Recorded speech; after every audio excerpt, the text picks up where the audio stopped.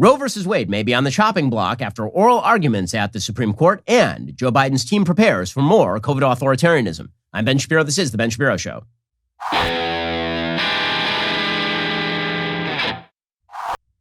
This show is sponsored by ExpressVPN. It's time to stand up to big tech. Protect your data at expressvpn.com/Ben. Before we get to all the news, your reminder, you're spending way too much on your cell phone bill if you are using anything other than Pure Talk, because Pure Talk has great deals on cell phone coverage. You think you need one of the big networks in order to make sure that your coverage is good? Well, what if you could use the same towers as one of the big networks but pay like half the price? And right now, do you want to be a hero for the holidays? How about getting your loved one a brand new iPhone? That's right. Pure Talk has iPhone 12s starting at just $479 through the end of the year. And yes, they have the 13s as well. I switched to Pure Talk. I'm getting the same great nationwide 5G coverage as the big guys. And here's the thing, you can do that, and the average family will save over $800 a year just by switching, which is a smart move. I would not tell you to use service that I'm not happy with. Make the switch yourself. With Pure Talk's 30-day risk-free guarantee, you have nothing to lose. Unlimited talk, text, 6 gigs of data, just $30 a month. And like I said, you get that iPhone 12 for just $479. Makes a great Christmas gift. Go to puretalk.com, shop for the plan and phone that's right for you. Enter promo code Shapiro. Save an additional 50% off your very first month and save on a new phone. That is puretalk.com. Promo code Shapiro. Pure Talk is simply smarter wireless. Disclaimer, some restrictions apply. See site for details. Okay, so yesterday was oral argument time at the Supreme Court over a brand new abortion law in Mississippi that bans abortions after 15 weeks of pregnancy, which, by the way, is still a more lenient law than the laws of places like France. The United States has some of the most liberal abortion laws on planet Earth. So lest anybody tell you that we are puritanical about abortion, precisely the opposite. Thanks to Supreme Court precedent, we are one of the most liberal countries on planet Earth as far as when a woman is allowed to kill the baby within her womb, along with her doctors. The Mississippi case would go further. Mississippi has sort of a backup law. They say, well, if you uphold this 15-week ban, then we'd like to go to 6 weeks. There are a bunch of issues at play in the Mississippi case. In order to understand them, we have to go through the legal precedent. But to understand why this is such a controversy in the United States, of course, you have to understand the role that abortion plays in the left's pantheon of almost idolatrous worship of particular political viewpoints. So the idea of the left is that in order to achieve complete equality, you have to get rid of the material conditions that could lead to inequality. Well, that means getting rid of certain baseline biological realities. This is why the left objects to things like the notion that, for example, men are on average taller than women. Heather Hying, who is the professor of biology over at Evergreen State College, remember, she lost her job for making that controversial contention. If you point out that men and women are different in any way, biologically speaking, this is a problem because it leads to unequal outcomes. If you point out that women are biologically different in that they have periods and then they have children, and that this may constrain some of the choices that they make, particularly having children in the workforce, this is very bad. And so in order to achieve complete equality of outcome, we must get rid of kids. We have to make sure that women have the opportunity to be just like men, biologically speaking. So theoretically, they could do that with birth control. But what if they don't want to do that with birth control? What if they get pregnant? Well, now we might have to force them to have a baby. And this is the language that the left likes to use about the perfectly natural process of getting pregnant and having a kid. Forced birth. Okay, now, in no circumstance in life do you think of a normal biological process coming to its fruition as the use of force. It doesn't occur in any other biological process that you can name, right? When it comes to eating and then digesting your food, if you say that somebody is digesting their food, you don't say that they are engaged in forced digestion, right? That if you said, it's probably not a great idea for you just to vomit up all your food every day, that if you said that to somebody, they wouldn't say, well, you're anti-choice. You'd say, well, no, the normal process by which you eat food and digest it is that, right? And this is true for every biological process. It is a normal biological process for when a woman getting pregnant, for when a woman gets pregnant, for her to bring that child to term. That is the normal biological process. It's not just for women. It is true for every female creature in the mammalian species. Pregnancy generally leads to childbirth. Okay, but only according to the left, because the left is anti-biology, because biology stands in the way as an obstacle to equality of outcome. For the left, abortion has become a sacrament. It moved from safe, legal, and rare, a tragic situation that requires a tragic decision sometimes, which was the language of Democrats in the 70s, 80s, and 90s, to abortion is the greatest good. It is the highest good because it is only things like abortion that allow women to make the same life decisions as men. For example, Representative Carolyn Maloney of New York. She was standing outside the Supreme Court yesterday, and she says, we're not even a democracy if women can't have abortions. Well, we are speaking out against any efforts to roll back Roe v. Wade. I feel that we're not even in a democracy if women can't make decisions about their own bodies. We're not even a democracy if a woman can't choose to abort her child. Now, whenever people say this is a pro-choice position, the question becomes, for the vast majority of women who get pregnant, they do not get pregnant through rape or incest. That is a vast, vast, vast minority of cases. According to the Guttmacher Institute, which is a very left-leaning social science and sexual practices institute that studies the data on this stuff, they say that well under 1% of all abortions are because of things like rape and incest. But that's always used as sort of the leading edge because it relieves the obligation from women who get pregnant not through rape or incest, through irresponsibility or through choice or in some sort of circumstance that they don't particularly want, but was foreseeable and was not through the use of force. Those are the cases that the left wishes to protect. Because again, they wish to protect abortion, full stop. Abortion is a sacrament. Abortion must be treasured. It must be prized. And it must be celebrated. In fact, you're not fully a woman unless you have had an abortion. Lena Dunham famously said this a few years ago, and the left kind of got embarrassed by it because it was so bizarre and strange, but it was true. She said, I feel guilty I haven't had an abortion. I feel like I haven't had the full experience of womanhood in the United States if I have not had an abortion. And according to the left, this seems to be sort of the way that they think about this, the hard left. They don't think of abortion as a tragic choice made by some in order to even further their own life ambitions, which would be bad enough because you're not allowed to kill people to further your life ambitions as a general rule. They don't even think of it that way. They've tended to think of it now as almost a rite of passage. It's taking control of your own biology to achieve equal outcome with men by making the same life decisions that men never have to make because men don't get pregnant. Unless you are a real leftist, in which case sometimes men do get pregnant. And also sometimes women are men and have balls. So it's all self-defeating for the left. But again, the end goal is the same, which is men and women exactly the same. All of us interchangeable widgets. And if biology stands in the way of that, then biology is the enemy. This is why abortion is such a closely fought battle in the United States at a time when, again, birth control is widely available. In fact, universally available. It is not difficult to obtain condoms. It is not difficult to obtain birth control pills. All of these are widely available over the counter. And yet we are still having the same sort of fraught and hotly fought arguments about abortion that we were 40 or 50 years ago. We'll get to what actually went down at the Supreme Court in just one moment. First, let's talk about an amazing gift you can do for your family. Okay, so Christmas is coming up.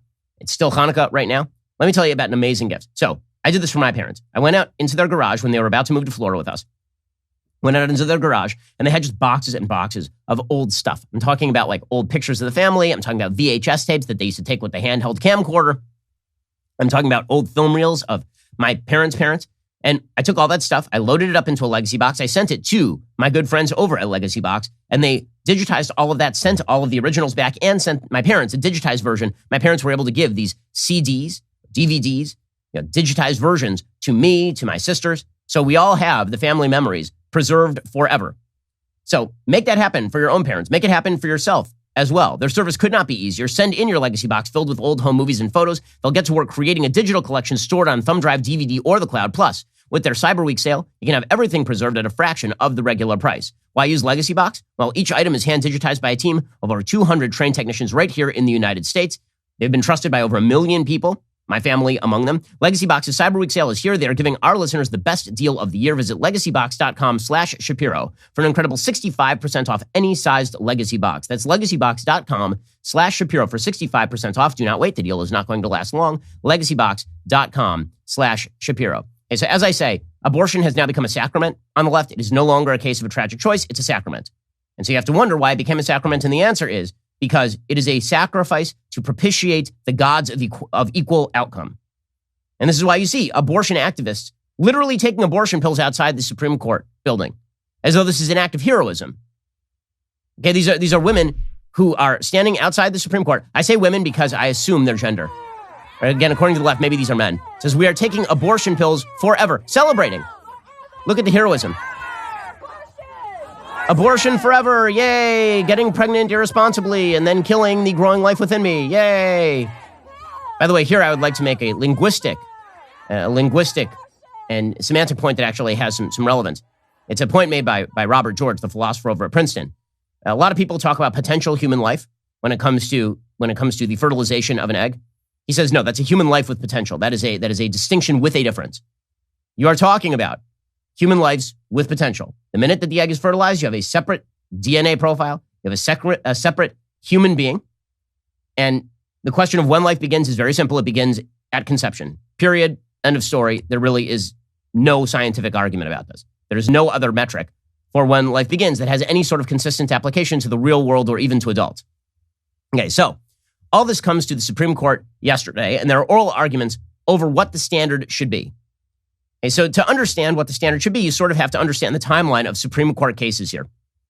So leading up to Roe versus Wade, which of course happens in 1973, there's a whole line of Supreme Court cases that are created from whole cloth by the Warren Court, designating a generalized right to privacy. Now, if you look in the Constitution of the United States, of course, there is no right to privacy. There are certain rights against things like unreasonable search and seizure. Right? There's a specific liberty against unreasonable search and seizure. And we understand that there is such a thing as private religious practice, that a generalized notion that privacy is a good thing is embedded in certain parts of the Constitution. But there is no wide-scale right to privacy that can be used to overcome the presumptions of state authority in a wide variety of matters. It just doesn't exist, which is why whenever the left talks about, the Second Amendment, it doesn't mean what you think it says. It certainly means a lot more what I think it says than there is a right to privacy in the Constitution, which there absolutely is not. So in 1965, there's a very famous case called Griswold versus Connecticut. Griswold versus Connecticut is about a Connecticut state law that says that that you should not be able to be prescribed contraceptives. And the idea was that they wanted to keep up the birth rate, that it was a sin to use contraceptives from a certain religious perspective. And in Griswold versus Connecticut, the state runs up directly against the fact that such prohibitions have been in place in the United States for a very long time. Now, this has nothing to do, and this is a key distinction we should make. When it comes to the law, there's the question of what you think a good law is, and there's a question of what does the state have authority to regulate. These are two separate questions. So, for example, I'm not in favor of state vaccine mandates with regard to COVID-19. Does the state have the ability under traditional law to regulate vaccine mandates? The answer is yes. Okay, so I don't have to greenlight what the state does in order to understand that the state has the power to do it. In much the same way, I don't have to agree with your use of free speech to believe in a generalized right to free speech. So what the left likes to do when it comes to legal discussions is they'll take a case like Griswold versus Connecticut and they'll say, what do you want to do? Get rid of contraceptives for married people? Saying, no, I actually think contraceptives for married people are fine. I have no generalized problem with that. But that does not go to the question as to whether the Supreme Court, whose job it is to determine whether a state has acted within its regulatory authority, can go above and beyond that to simply act as sort of a legislature determining what's a good law and what's a bad law. That's not the job of the Supreme Court. The job of the Supreme Court is not to determine whether a law is a good idea or a bad idea. The job of the Supreme Court is to determine whether a state law is in conflict with the Constitution or whether it is not in conflict with the Constitution. The reason I bring this up is because in 2012, this was literally what the Democrats claimed about Mitt Romney. Mitt Romney had said there is no right to privacy in the Constitution. They said, oh, so you must be against contraceptives for married people. No, that's not what he means. What he means is that there is no inherent right to privacy, generally speaking, that has now been applied, by the way, to a variety of very public activities like same-sex marriage as well as abortion. Those have nothing to do with privacy per se. They said, well, you must be in favor of the Connecticut law if you think there's no right to privacy in the Constitution. No, I can be against the Connecticut law and also think there is no right to privacy in the Constitution. Okay, so Griswold versus Connecticut happens in 1965, and under a doctrine called substantive due process, which I'll explain in just 1 minute, they say there's a right to privacy. So here's the thing. The Constitution of the United States, again, has very specific provisions that you have to conflict with in order for a law to be overruled. There is no right to privacy in the Constitution. So the court had to create out of whole cloth a doctrine by which they can simply strike down laws they don't like. And so they pick up this bizarre thread in American constitutional history that has a really dark and terrible history going all the way back to the Dred Scott decision. The Dred Scott decision, which happens in 1856, the Dred Scott decision was a decision in which the Supreme Court of the United States, led by Judge Roger Taney, decides that black people who have escaped to the North do not have any sort of citizenship rights under the Constitution of the United States because black people are not, in fact, people under the Constitution of the United States. This is the Dred Scott decision, the worst decision in Supreme Court history, bar none. And the doctrine that they use to strike down federal law on this question, right, and state law on this question, the doctrine they use is something they call substantive due process. The Constitution guarantees that every person shall not be deprived of life, liberty, or property without due process of law. What it means is that the authorities can't simply come to your house and take your stuff. You need to go through some sort of process. You need to go through some sort of judicial process. Now, there's only one problem. In the Dred Scott case, there was a process, okay? And the process was fulfilled, meaning Dred Scott was living in a free state. There was no process for slaveholders to regain Dred Scott as a piece of property. And thus, it was not that they were deprived of due process. They had due process. They just lose, right? But what the Supreme Court says in Dred Scott is there's something called substantive due process. And what we mean is there has to be a substantially fair process, not the process itself. Something substantially fair has to happen in order for the law to be legal. Now, you may notice this has nothing to do with process. And so substantive due process becomes the hook the Supreme Court hangs its hat on for basically the rest of time in determining that it can strike things down. Whenever the Supreme Court has no good excuse for striking down a law, they simply declare, thanks to substantive due process, your rights have been violated, and therefore we're going to strike down a law. Just use substantive due process as basically a catch-all phrase, meaning we just want to strike a thing down. Okay, so the Supreme Court in 1965 says under substantive due process, we are going to strike down this Connecticut law on contraceptives, and we are going to say that there is a generalized right to privacy in the Constitution that emerges from emanations and penumbras. Okay, now, that's ridiculous. There is no generalized right to privacy that emerges from quote-unquote emanations and penumbras. Okay, all they mean by that is that in the Constitution, as I've said, you can see certain rights to privacy, like against unreasonable search and seizure, for example, but that doesn't emerge into some full-blown fantasy about a right to privacy that you can then apply to completely independent circumstances that are not unreasonable search and seizure. The Supreme Court simply declares itself basically the arbiter of all that is good and just and creates a right to privacy out of whole cloth. Okay, so that is the 1965 case. Okay, and it's about whether married couples are allowed to get contraceptives. And they said, yes, married couples can get contraceptives. Then in 1972, the Supreme Court goes further in a case called Eisenstadt v. Baird. Okay, and in this particular case, the question is whether unmarried couples, whether everyone has a right to contraceptives. Now, again, you can say that a state has a very strong state interest in unmarried couples not getting contraceptives. The idea being that you want to incentivize people to get married, right? If you want to have sex, you should get married. And that way, if you get pregnant, you're going to do so within the context of marriage.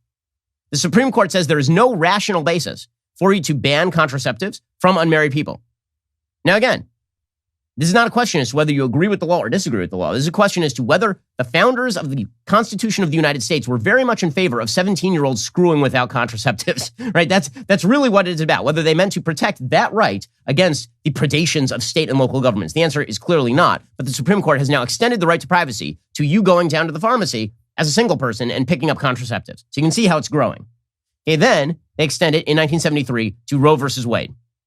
We'll get to the case law of Roe versus Wade in 1 second, which is just crappy case law. It makes no sense whatsoever. It is just creation out of whole cloth. Now we've extended from contraceptives, which again might be a certain privacy issue. Maybe you can kind of see it through a glass, right? Because obviously you're going to use contraceptives under private circumstances, to now enact abortion, which is very not private because it involves another human being, namely the child in the womb.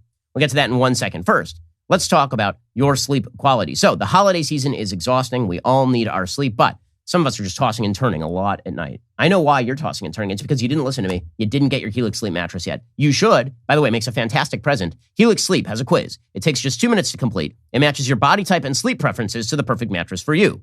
Why would you buy a mattress made for someone else? With Helix, you're getting a mattress you know will be perfect for the way you sleep. Everybody is unique. Helix knows that, so they have several different mattress models to choose from. They have soft, medium, and firm mattresses. Mattresses great for cooling you down if you sleep hot. Mattresses great for spinal alignment to prevent morning aches and pains. Even a Helix Plus size mattress for plus size sleepers. So if you're looking for a mattress, you take the quiz, you order the mattress you're matched to, the mattress comes directly to your door shipped for free. You don't ever need to go to a mattress store again. They have a 10-year warranty. You get to try it out for 100 nights risk-free. They'll even pick it up for you if you don't love it, but you will. Helix has financing options as well. Flexible payment plans. A great night's sleep is never far away. I took the Helix Sleep quiz. My wife and I got a firm mattress that is very breathable. Let me tell you, we need it because our kids wake us up at all hours. So we need our sleep. Helix Sleep makes it happen for us. They can do the same for you. Go to helixsleep.com/Ben. Take their 2-minute sleep quiz. They will match you to a customized mattress that'll give you the best sleep of your life. Helix is offering up to $200 off all mattress orders and 2 free pillows for our listeners at helixsleep.com/Ben. Okay, so we are now up to Roe versus Wade, 1973. And so in this case, the Supreme Court invalidates a law from Texas that prohibits all but life-saving abortions. Now, let's be clear about this. Before Roe versus Wade, abortion was not illegal across the country. States like California had very liberal abortion laws before Roe versus Wade. States like New York had more liberal abortion laws before Roe versus Wade. Before Roe versus Wade, there was a state standard because, again, regulatory standards states have a lot of power to legislate. They have a lot of power to regulate in these particular areas. So Texas law did not look like New York law. So the question of Roe versus Wade is whether Texas had the ability to regulate abortion. And Roe versus Wade, the court under Harry Blackmun, high on his own fumes, says no, there is no ability for states to regulate abortion because under a vague right to privacy, you now have the ability to kill your own child with the help of a doctor. Right? This is a right under the Constitution of the United States. They say that the constitutional right to privacy, which again started with the emanations and penumbras of Griswold versus Connecticut, nowhere to be found in the constitutional text, encompasses a woman's right to terminate her pregnancy. The court then characterized this right as fundamental. Okay, so there are certain rights that are weighed and balanced against state interests, but they characterize this as a fundamental right, meaning that the state better have an extraordinary interest in order to regulate abortion in any way. They said the state could not interfere with abortion unless they had a compelling reason for regulation. And you could only assert a compelling interest in protecting a fetus once it became viable, namely in the last trimester. Now, I challenge you to find anywhere in the structure or text of the Constitution a notion that abortion is per se allowed. In fact, it is guaranteed by the Constitution of the United States, written in 1789. It is mandatory that states allow you to abort your fetus up until the last trimester, which, by the way, is like super well developed. You're talking about at that point the 7th month of pregnancy, essentially. And so there is no basis for this whatsoever. And by the way, the court doesn't even pretend that there's a basis for this. That's the part that's truly amazing. When you actually read the court opinion, again, written by Harry Blackmun in this case, he doesn't even bother to pretend that he knows what the hell he is talking about. Right? The court says itself in Roe versus Wade, quote, the Constitution does not explicitly mention any right to privacy. In a line of decisions, however, going back to perhaps as far as Union Pacific Railroad versus Botsford in 1891, the court has recognized a right of personal privacy or a guarantee of certain areas or zones of privacy does exist under the Constitution. In varying contexts, the court or individual justices in dissent, who cares, have indeed found at least the roots of that right in the First Amendment, in the Fourth and Fifth Amendments, in the penumbras of the Bill of Rights, that's Griswold, or in the concept of liberty guaranteed by the first section of the 14th Amendment. These decisions make it clear that only personal rights that can be deemed fundamental or implicit in the concept of ordered liberty are included in this guarantee of personal privacy. And they say this right of privacy, whether it be founded in the 14th Amendment's concept of personal liberty and restrictions upon state action, as we feel it is, or as the district court determined in the 9th Amendment's reservation of rights to the people, is broad enough to encompass a woman's decision whether or not to terminate her pregnancy. The detriment the state would impose upon the pregnant woman by denying this choice altogether is apparent. Okay, so again, they basically say, they throw up their hands, like we have no clue where this is coming from in the Constitution, but whether we find it here or whether we find it here, whether we pull this rabbit out of this hat here, or whether we make the coin appear behind your ear, you have a right to an abortion under the Constitution of the United States. Roe versus Wade is a joke of a decision. Everyone, even pro-abortion people who are legally knowledgeable, understand Roe versus Wade is legal garbage. They just like the outcome. Okay, so that is the governing standard all the way up until Planned Parenthood versus Casey. We'll get to that standard, which is the current governing standard in abortion law, in just 1 second. First, did you know that garages are the most frequently accessed entry to the home? It's often overlooked. The garage is where people most important to you come and go. I know that in our house, we tend to use the garage as our thoroughfare, so it makes a lot of sense to know what is going on there. Introducing the MyQ smart camera by Chamberlain. It's the only smart camera optimized for the garage, brought to you by the leaders in garage door opener technology. They got features like live video streaming, recording events, motion detection, two-way communication right from your phone. You can make sure your garage is secure 24/7. You know how many times before we had MyQ smart camera, we would leave that garage open? Yeah, unfortunately, too much. Pair it with the MyQ smart garage control. You'll never have to worry if you left the garage door open. You can check it, see it, close it, all from the MyQ app from anywhere, which means you can open and close your garage from your phone. There's nothing worse, by the way, than getting a call from a friend saying you left your garage door open. What do you want me to do? It's pretty great to be able to just do it yourself remotely. The MyQ camera is easy to install. You can quickly connect it to your phone via Bluetooth in the MyQ app. So what are you waiting for? Give the gift of a MyQ smart garage camera to your favorite tech lovers this holiday season. If you act right now, you can save 46% for a limited time by entering Ben at checkout on myq.com/Ben. That was Ben at checkout on myq.com/Ben to save 46%. Keep an eye on what's happening in and around your home's busiest entryway with the MyQ smart garage camera. It's the only smart camera optimized for the garage. Okay, so now we get finally to the governing law as of now, Planned Parenthood versus Casey. Okay, so in Planned Parenthood versus Casey, you have to fast forward all the way to 1992. Okay, this case is a disaster of a case. When I say it's a disaster of a case, I mean it makes no sense. I mean that the case itself is split 1,000 different ways. Okay, there were 3 justices who voted for parts 1, 2, 3, 5A, 5C, and 6. Okay, there's another justice who joined with respect to parts 5E and an opinion with respect to parts 4, 5B, and 5D. And then they open their decision with this line: liberty finds no refuge in a jurisprudence of doubt. Okay, there's only one problem. You split the decision 1,000 different ways in Planned Parenthood versus Casey. Like the actual emerging governing law is actually quite unclear under Casey. It makes no sense at all. So the case was expected to go the wrong way. It was a case where conservatives widely expected that it was going to be overturned because there had been some new justices who'd been appointed by Republicans who had joined the court. Justice O'Connor, Justice Kennedy, who turned out to be both of whom turned out to be half-assed garbage justices. Neither of them were very good. They voted for, and Kennedy largely wrote the decision in Planned Parenthood versus Casey. The governing standard moves from essentially no regulation of abortion in the last trimester to the undue burden test, under which state regulations could survive constitutional review so long as they don't place a substantial obstacle in the path of a woman seeking an abortion of a non-viable fetus. Okay, so now the line is no longer last trimester. Now the line is viability. Okay, so you're allowed to regulate the abortion of viable fetuses, but you still have to show a compelling state interest. Okay, so you can sort of carve back Roe just a little bit. So Planned Parenthood carves back Roe just a little bit. Now, the Planned Parenthood versus Casey decision also ends up being the source of an entire line of cases that move toward the legalization of forced legalization at the federal level of same-sex marriage. Right? That used to be a state issue also, right? You'd have states like California that would legalize same-sex marriage, or Massachusetts. And then you'd have states like Alabama or Florida that didn't. Okay, and then the court just decided to take that up to the federal level because this is what they do in usurping power, becoming a group of powerful people in robes simply making law out of their heads as opposed to interpreting the Constitution of the United States. Planned Parenthood versus Casey sets very bizarre legal standards that are not legal standards at all. In fact, Planned Parenthood versus Casey contains literally my least favorite constitutional line of all time, written by Justice Anthony Kennedy. It makes no sense at all. Here's what they say. Our law affords constitutional protection to personal decisions relating to marriage, procreation, contraception, family relationships, child rearing, and education.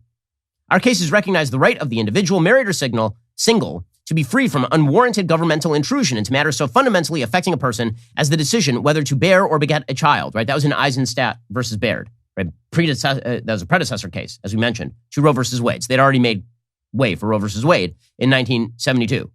Now, again, there is no history to suggest that this liberty is as broad-based as it is being made here. Right? Once they say you have the liberty as to how you marry, you're basically making the case for Obergefell, right? All the way up to same-sex marriage. Once you say you have the liberty as to whether or not to have a child, even post getting pregnant, now you're talking about the case for abortion. All of this created by whole cloth out of a Supreme Court that has no relationship to the constitutional text. In fact, by the way, Justice Sonia Sotomayor, we'll get to this, what the actual legal arguments looked like in court yesterday, because the Supreme Court justices did their questioning.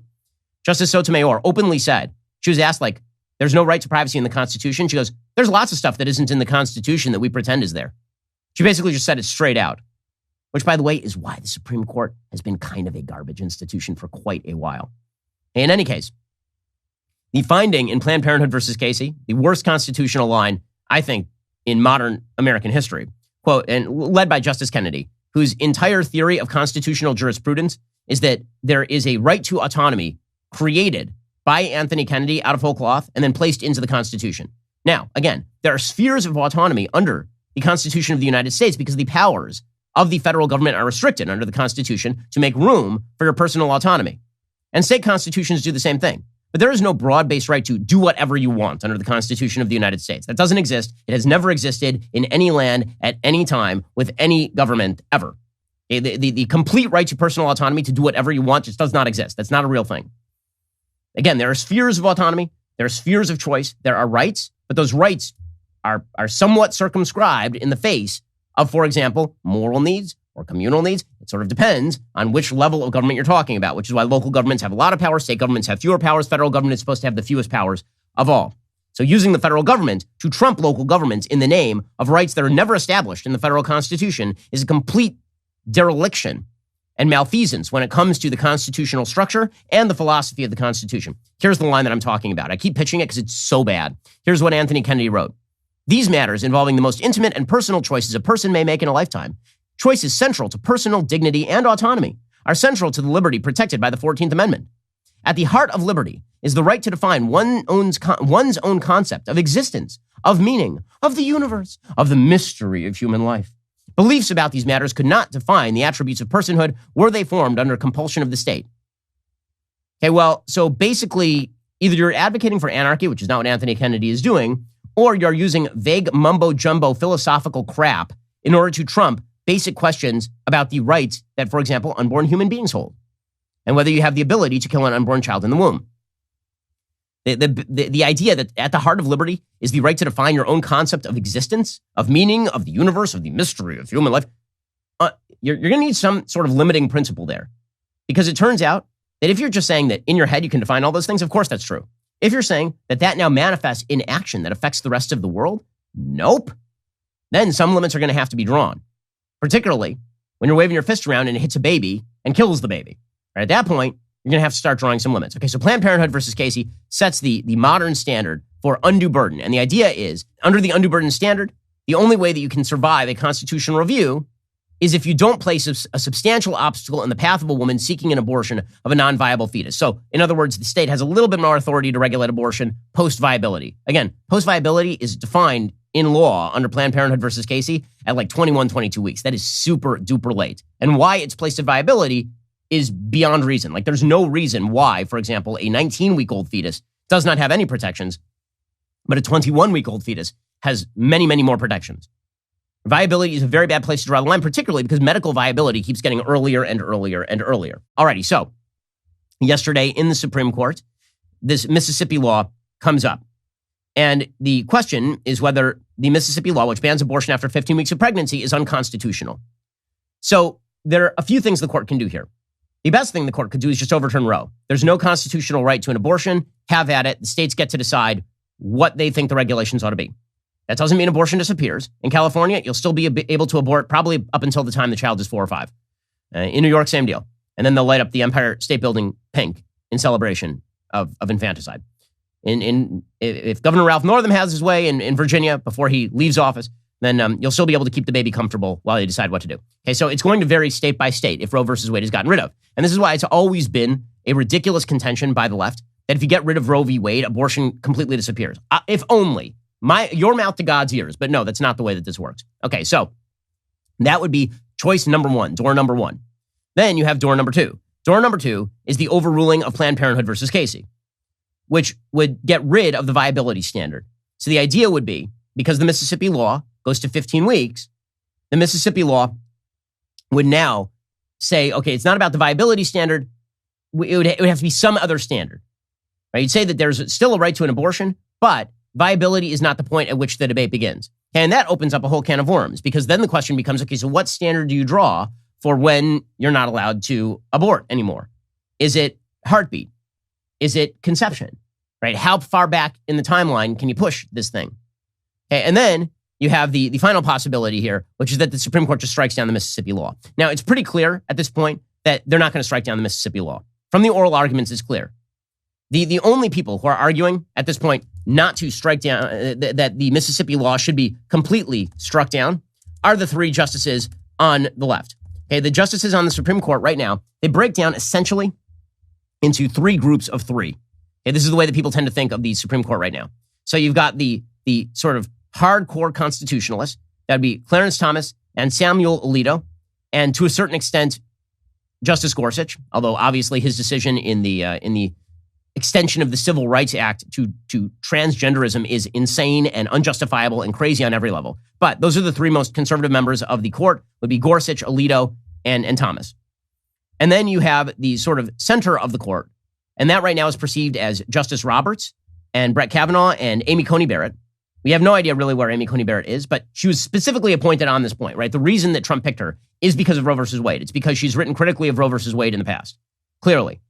Okay, so that's sort of the center of the court. And then you have the far left of the court, from sort of center to left, it goes Elena Kagan, Stephen Breyer, and then finally Sonia Sotomayor, who is just a judicial activist of the highest degree. She's an abortion activist, and she made that perfectly clear yesterday. She was like, in oral arguments, she's like, yep, it's made up out of whole cloth. We get to make it up as much as we want to. And do you really want to harm women this way? Is this really, don't you see women need abortions? And so she's not a lawyer at all. She's like a Justice Ginsburg type, who's an activist who's been put on the court to pretend that she gives a crap about the law, but actually doesn't. I mean, make no mistake, Ruth Bader Ginsburg was a disaster of a justice. She was a terrible justice. There are a few administrative law issues where she was actually not bad. And then on social issues, she never broke with now, basically, where she used to be a lawyer. So that is not a shock. Sonia Sotomayor is much the same way. Okay, so that's the way that the Supreme Court divides, right? 3, 3, and 3 typically. In this particular case, it's a little bit mixed up. So you have some people who clearly want to overrule Roe. Alito and Thomas clearly want to overrule Roe. Gorsuch seems to want to overrule Roe as well. And then you have Kavanaugh and Barrett and Roberts. Roberts' entire shtick is that he doesn't want to, quote unquote, undermine the institutional legitimacy of the court. I don't know what the hell that means. The institutional legitimacy of the court, to me, rests on the same institutional legitimacy as every area of government. Are you acting within your purview? Are you doing what your job is designated to do? If you on the Supreme Court strike down a law that is in conflict with the Constitution, you have done your job.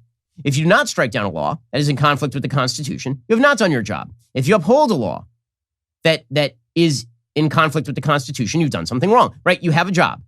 To me, every area of legitimacy in life, period, is about you doing your job. If you call a plumber and your plumber comes over and bashes a hole in your wall and doesn't fix your plumbing, he has lost his institutional legitimacy. But Justice Roberts seems to think that the institutional legitimacy of the court rests on public polling. And this is why he upheld Obamacare. The idea was, well, if we do something too offensive, if we move too fast, we'll lose our institutional legitimacy. Nope, you lose your institutional legitimacy every time you uphold a Plessy versus Ferguson or a Roe versus Wade. Okay, so there's a question as far as there are really only a couple of arguments that the left is attempting to use with regard to Roe. One is just an openly political argument. We love abortion. Please don't get rid of abortion in Texas. Okay, and then there's argument number 2, which is stare decisis. Stare decisis is the basic meaning is the case has been decided. The idea being that if there was a case with the same fact pattern, and in that case you held one way, you shouldn't hold differently now because it upsets the apple cart. Because too many people have reliance interest. People are reliant on that case, and they retain a certain reliance culturally on that case, and so you can't overturn it. That's a horrible argument. If that argument had been applied to Plessy versus Ferguson, we'd still have segregated buses in the United States. Okay, so or at least it wouldn't have been ruled illegal by the Supreme Court in Brown versus Board. Brown versus Board overturned Plessy versus Ferguson, and if it had not been for getting rid of stare decisis, and that the court is very unclear about when they are going to abide by stare decisis. Obergefell is a complete overruling of stare decisis. That was already decided in a case called Bowers v. Hardwick in 1988. And the Supreme Court took the exact same fact pattern and found the exact reverse. So stare decisis is basically a way for justices to pick and choose what they think is worth upholding without actually having to justify why they uphold it. So you had Sonia Sotomayor, who does not give any craps about stare decisis when it comes to gay marriage, for example, saying, oh, stare decisis really matters here. It really matters an awful lot. And Justice Thomas, who's perfectly consistent about this, is like, stare decisis is garbage and we shouldn't pay attention to bad cases. Okay, so Justice Roberts kind of seems to want to chart a middle path here. The middle path being not overruling either Casey or Roe. Instead, basically arguing that we will continue to hold the undue burden standard, but we will move it back to 15 weeks, for example, or 14 weeks. We won't make it fetal viability, per se. We'll just say that something quasi-like fetal viability moves a little bit earlier. So we'll retain Planned Parenthood versus Casey, and we'll just say that it's not about viability anymore. Viability keeps getting earlier. We'll set the standard a little bit earlier. There doesn't seem to be the taste for that from anyone else on the court. We'll get to more of this analysis in just 1 second. First, obviously, inflation continues to dominate the country, and we are at a level we have not seen in decades. The cost of everything is going up. You need to be pragmatic, protective, and prepared. If you're a homeowner, you should be considering a mortgage refinance right now before those historically low mortgage rates are gone. The impact they can make on your budget is substantial, and the people to help are the folks over at American Financing. You'll get a free, no-pressure mortgage review. You can learn about custom loans that fit your life better.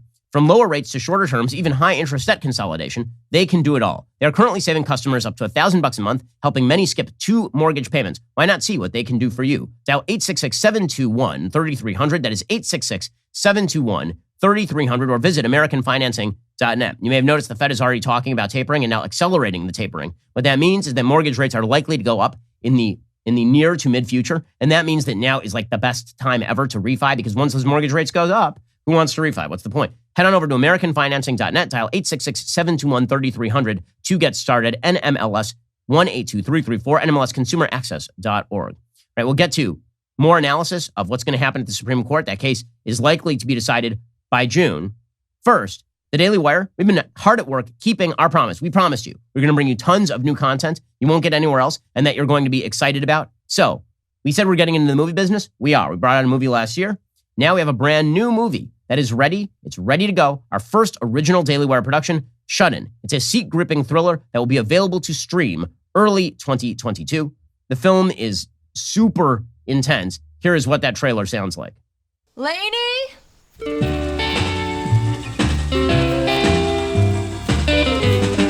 Where have you been? Baby, you're going away. I'm gonna take off tonight so the kids can sleep most of the way. Yes, I see. Well, I'm mostly done. I just need to finish cleaning out the pantry. I love you so. It's all around. You turn me down, so I'm leaving. Oh, leaving. Thinking through the night.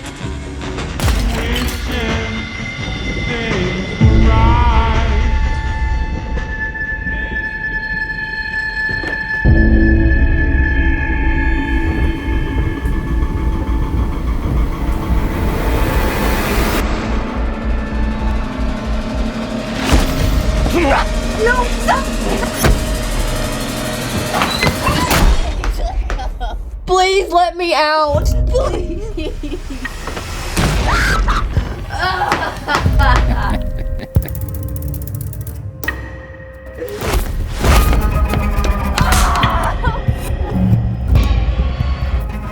Lady!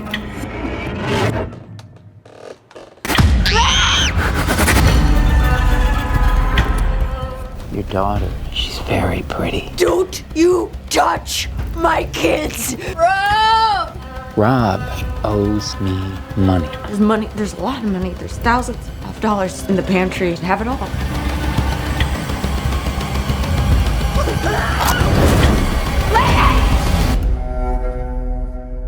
Please come out, I'm scared.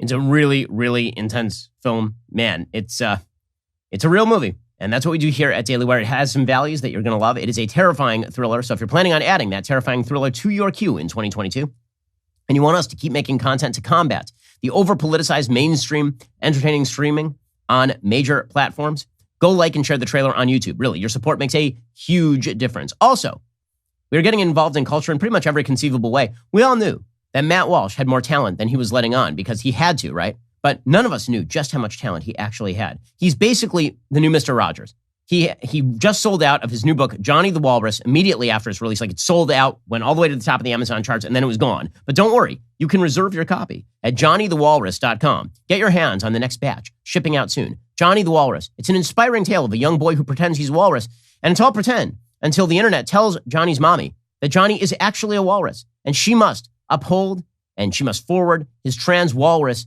identity. If you know Matt's brain, his twisted brain, you will laugh your butt off reading this to your kids, or mostly to yourself and to your liberal family members. Head on over to johnnythewalrus.com. Reserve your copy of Matt's timely masterpiece, Johnny the Walrus, today. You are listening to the largest, fastest growing conservative podcast and radio show in the nation.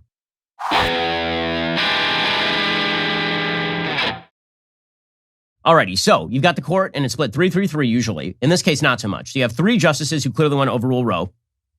From the oral arguments, it seems, that'd be Gorsuch, and you know Alito and Thomas want to overrule Roe. Thomas, by the way, continues to be the most underrated justice in American history. Thomas is a wonderful, wonderful justice. His decisions are really well written, and he's more ideologically consistent than the far more admired Antonin Scalia. I'm a huge Thomas fan. Okay, so you got 3, and now you need to get to 5 if you want to overrule Roe.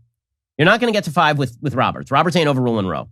Roberts basically wants to keep the undue burden standard, which is a vague, unworkable standard. It makes no sense. The Planned Parenthood versus Casey standard, but get rid of viability.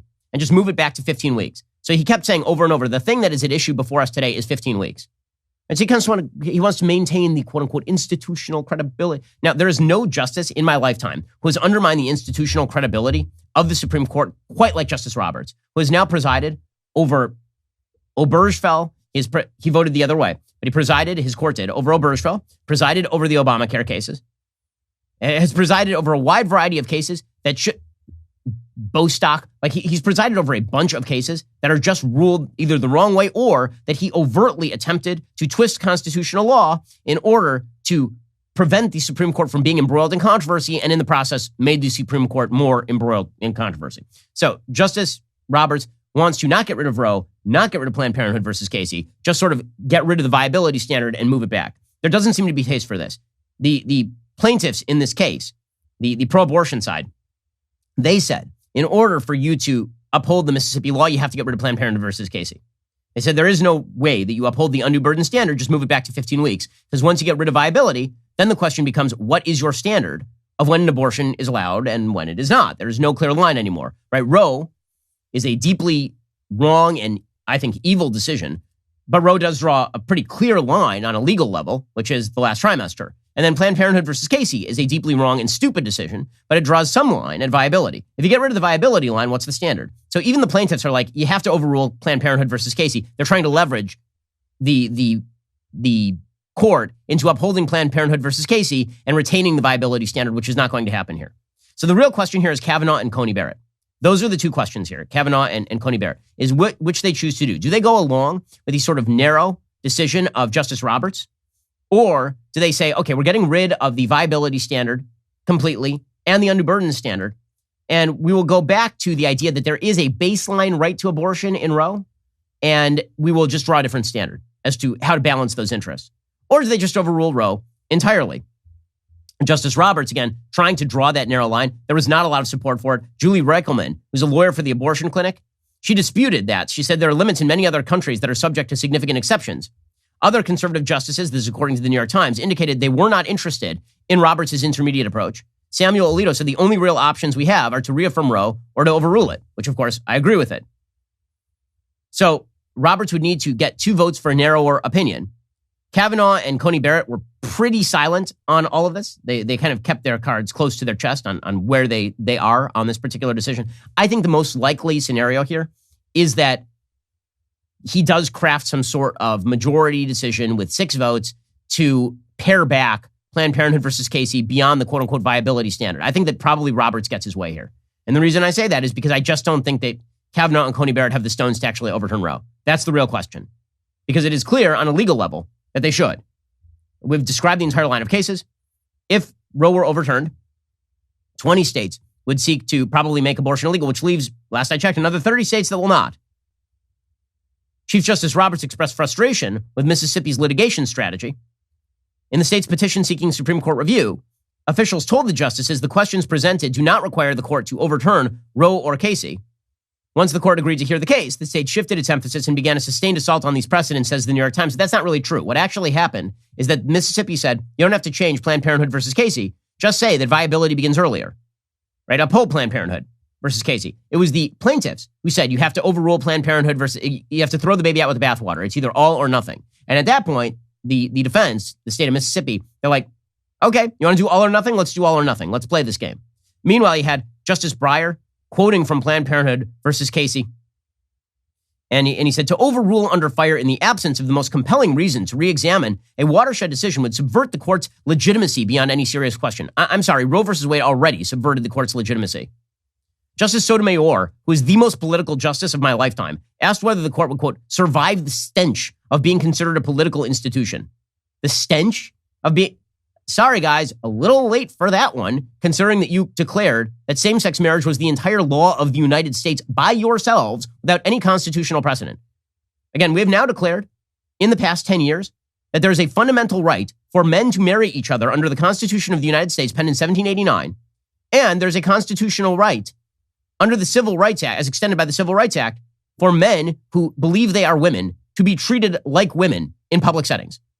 This is what we have determined. And you think that your constitutional legitimacy is in question right now?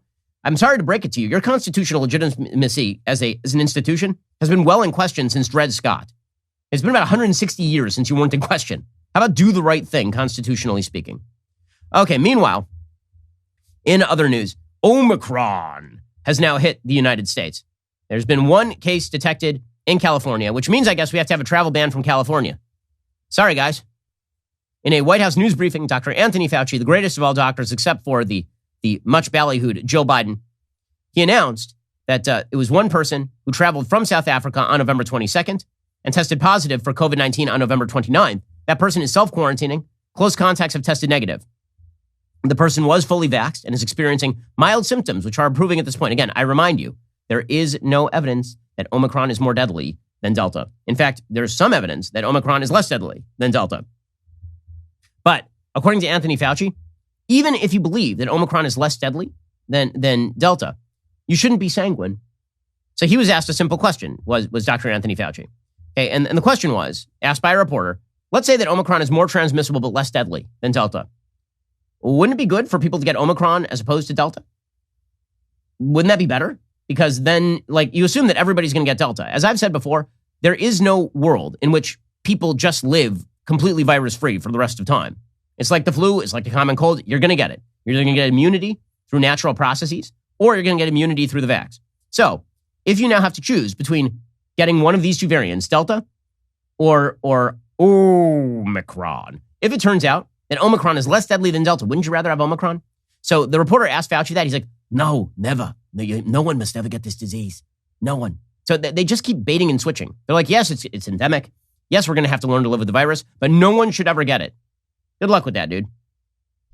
Would there be any public health benefit to furthering its spread by lifting travel restrictions, for example, so it can outcompete the Delta variant? You're talking about something really dangerous. You're talking about let a lot of people get infected to see if, in fact, you could protect them. That's something that I think almost all infectious disease people with any knowledge about infectious disease would not say that's a good idea. So I'm just wondering why he says that. Is he challenging the idea of natural immunity? Is that what he's doing right there? Because natural immunity is a well-established epidemiological fact. In fact, the data on Delta suggests that a natural immunity to Delta is probably more durable than vaccine immunity, despite the CDC's protestations to the contrary. There are Israeli studies demonstrating that that's probably not true. The CDC's protestations, that is. So Anthony Fauci says, are you suggesting that we let people get sick to get natural immunity? No, I'm suggesting you have no ability to stop the spread of disease, that everything you have attempted to do has been a giant failure, including the mask mandates and the lockdowns. And so you're going to have to choose how you wish to live with this. But Fauci is just a bag of mixed messages. Why the White House continues to trot out this person who has lost all public trust is beyond me. At what point does the booster become part of the mandate? Yeah, I can't answer that right now, but I know that for the time being, the official definition of fully vaccinated is 2. But do you see that changing? We keep having these variants. We're concerned about them. It could change. It could change. It could change, yes. Do you recommend it change? Well, I don't know. Let's see what rolls out now. I mean, I know if I say it's going to change, it's going to get spread out. That's it. We don't know right now whether it should change, but it might. It might change. It might not. But it might change, but it also might not. But it might change. Again, they have no approach here. They're just pretending they have an approach. And by the way, again, there's no evidence that the vaccines are not standing up to this thing, at least in terms of hospitalization and death, which is the only thing I care about. I'm going to keep repeating this until people get it through their thick skulls. It does not matter if you get Omicron, if you don't get that sick. I don't understand why this is remotely controversial. All 3 of my kids had colds this week. They're all fine because this is called living as a human being on planet Earth. People get sick as long as they're not threatened with serious conditions or death. Who gives a crap? Even the Biden administration used to say this. Now apparently that they just can't make up their minds. And again, the fact that they can't make up their minds underscores what I have been saying now for months, for more than a year at this point. People who refuse to acknowledge that government cannot solve all of their problems are the same people who believe that we have to keep locking down and we have to keep being scared because, after all, if they ever admit that government can't solve all of our problems, we might actually start taking our lives into our own hands. And wouldn't that be a disaster? Wouldn't that be a disaster? Here's a top research scientist on CNBC saying, yeah, by the way, it looks kind of like the vaccines are durable against Omicron and you're all panicking because you're stupid. T cells are what's really protecting us from severe disease, from COVID pneumonia. And our T cells are very insensitive, not affected by variants to any significant degree. So there's lots of reasons for optimism that this is not, some horrible situation that we're in. The vaccine should hold up against severe disease, especially with people who are boosted. Okay, so what are we panicking over? Exactly. Well, what exactly are we panicking over? Okay, so the answer is, again, it goes to the root, baseline belief of Democrats, of many people on the left, that they are capable of fixing your life if you give them control. This is true in economics. It's true in social life. It is true when it comes to disease. Ron Klain put out the most insane tweet of the day yesterday. So this is the actual chief of staff of the White House. Ron Klain is the shadow president because Joe Biden is no longer with us. He sadly departed this earth, at least on a mental level. I mean, if we're talking about viability, I'm not sure that Joe Biden is viable at this point as a human. Joe Biden left us many, many months ago. Ronald Klain is the guy who's actually making policy at the White House. So there's a columnist named Greg Ip who writes for the Wall Street Journal. And he says, COVID carved a partisan divide through the United States. Democrats have been much more cautious and protective, which manifests itself as generally lower infections and deaths, but also much weaker economic outcomes. Omicron could perpetuate that. Okay, so here's the thing. It sort of depends on the state as far as deaths per million ratio, because New York did worse than Florida. And New York is about the same size as Florida. Florida was much more open. But focus in on the economic statement right there, right, where he's correct about this, that they are killing their own economies. Ron Klain tweets out, quote, "Nope. Stronger COVID measures produce stronger economic outcomes. That's why jobs, growth, and economic activity are up this year significantly over last year." It's so insane that he says this, it's almost difficult to know where exactly to begin. It's like, really? Stronger COVID measures produce stronger economic outcomes, which is why we're up this year? No, we're up this year because people got vaccinated and they went back to work. That's why we're up this year. Your own president says this, but he's saying that it's stronger COVID measures like lockdowns, presumably, and mask mandates that generate stronger economic outcomes. If that's the case, why wasn't strong economic growth the thing last year? After all, we actually locked in our houses for months at a time last year. We mask mandated. I was living in California last year, and let me tell you, that place was like that place was locked down tighter than a tick. And economic growth was completely stagnant. It destroyed the economy of the state. So Ronald Klain is just crazy. Stronger COVID measures produce stronger economic outcomes. Again, just get rid of COVID there and the word stronger economic. And bottom line is, that sentence without any of those signifiers would read, stronger measures produce stronger outcomes. That is the Democratic Party platform in a nutshell. Stronger measures produce stronger outcomes. More regulation, more top-down control produces stronger outcomes. Now, it's a lie. It's been a lie. It was a lie in the Soviet Union with regard to the economy, and it's a lie with regard to COVID and the economy. And by the way, when I say it's a lie, I don't mean that he's just getting it wrong. I mean he is a liar, because this is perfectly available data. Patrick Ruffini, who is a Republican pollster, he put out a chart showing the percent of jobs recovered since the beginning of the pandemic by state. Okay, here are the top states in terms of percentage of jobs that have returned since the beginning of the pandemic. Utah, Idaho, Arizona, Texas, Montana, South Dakota, Georgia, Nebraska, Tennessee, South Carolina, Florida, Mississippi, Alabama, Arkansas, North Carolina. Not a blue state among them. The only state that I just listed that has a blue governor is North Carolina, which again is a state that tends to go red in presidential elections. So every single state I just mentioned in terms of jobs recovered, percentage of jobs recovered, is a red state. Every single one. But you have Ronald Klain saying that no, lockdown measures are actually helpful to the economy. Okay, fine. So if you believe that, why not just lock it all back down? Now, the answer is the markets think that that's what these guys believe. This is why the Dow is just getting destroyed. Okay, so the Dow finished 460 points lower on Tuesday. According to the CNBC, the major averages fell sharply, giving up solid gains on Wednesday after the CDC and Prevention confirmed the first case of Omicron in the U.S. Markets are not afraid of Omicron. Markets are afraid of these insane, idiotic public health officials locking down you again. That is what markets are afraid of. And they should be afraid of that because these morons have run the economy into the ground in what should be the middle of the easiest recovery in American history, because the economy was put into an artificial coma last year. And then vaccines came and we were all supposed to be like ready to go. And now they're talking about how stronger COVID measures produce stronger economic outcomes. It's no wonder that Joe Biden is down in the high 30s, low 40s in terms of public approval rating. Meanwhile, he's just out there babbling nonsensically to himself about economic matters. He said yesterday that he built the economic recovery. No, you have stagnated an economic recovery that was perfectly natural. And this guy is the biggest placebo effect when it comes to the economy in American history, except it turns out that the placebo wasn't a placebo. He may be killing the patient. Here's Joe Biden. We're seeing more new small businesses, higher wages, and more disposable income. Fewer children in poverty, fewer people getting unemployment checks. None of this was inevitable. It was because of the American Rescue Plan, which virtually every Democrat in Congress voted for and every Republican voted against. It was because of the hard work my administration has done to try to solve the challenges in our economy instead of just pointing fingers and complaining. Nope, you did not build the economic recovery. Your economic recovery has been rife with inflation, which was completely unnecessary because you decided to pay people to stay home. So you have an undersupply of labor, we have supply chain shortages, and you blew money into the economy. We didn't need to do that. We didn't need to do it. You did that. What you built here is the failure of the economy. Meanwhile, Joe Biden is still babbling to himself about how his plan to battle inflation is working. Really? Is it? Is it really working so well? Here is Joe Biden saying something completely nonsensical, as is his wont. Prices are still out of sync as the world comes back. But as we continue to overcome these obstacles, the more price pressures will ease. But I have not been content to sit back and wait. I've used every tool available to address the price increases, and it's working.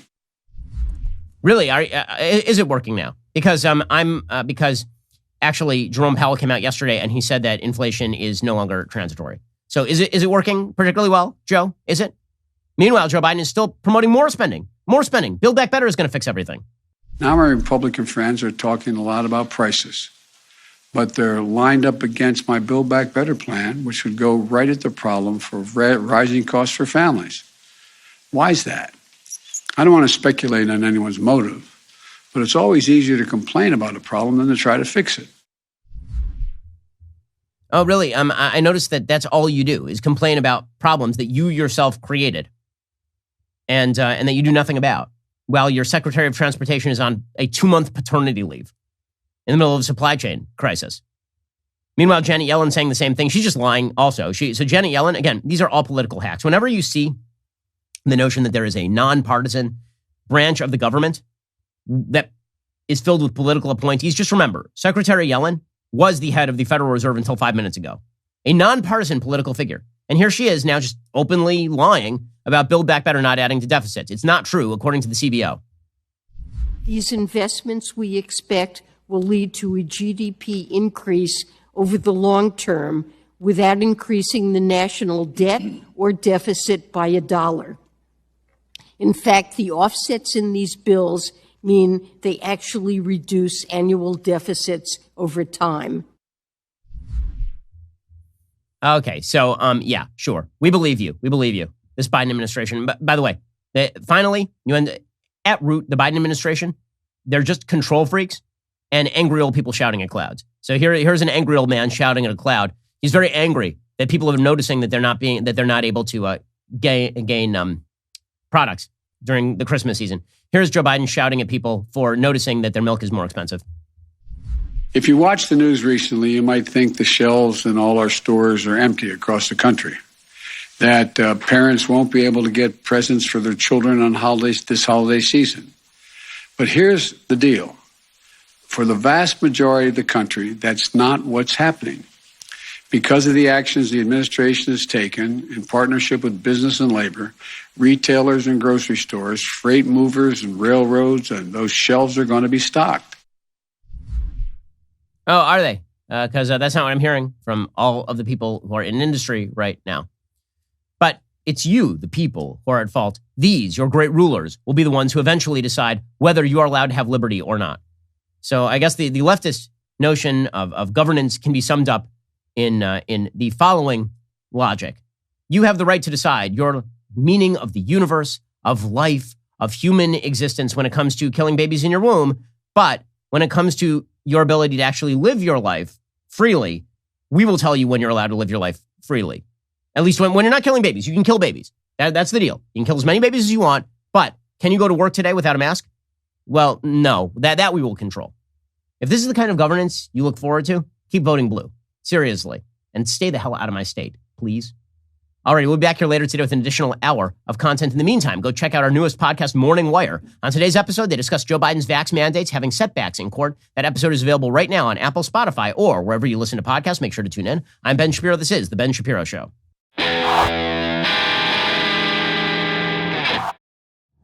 The Ben Shapiro Show is produced by Elliot Feld. Executive producer, Jeremy Boring. Our supervising producer is Mathis Glover. Production manager, Pavel Wydowski. Associate producer, Bradford Carrington. Host producer, Justin Barber. The show is edited by Adam Sayevitz. Audio is mixed by Mike Coromina. Hair and makeup is by Fabiola Cristina. Production assistant, Jessica Kranz. The Ben Shapiro Show is a Daily Wire production. Copyright, Daily Wire 2021. John Bickley here, Daily Wire editor-in-chief. Wake up every morning with our new show, Morning Wire. On today's episode, President Biden's vaccine mandates suffer several court setbacks, the Supreme Court hears arguments on a landmark abortion case, and CNN suspends host Chris Cuomo. Join us and get the facts first on the news you need to know with our show, Morning Wire.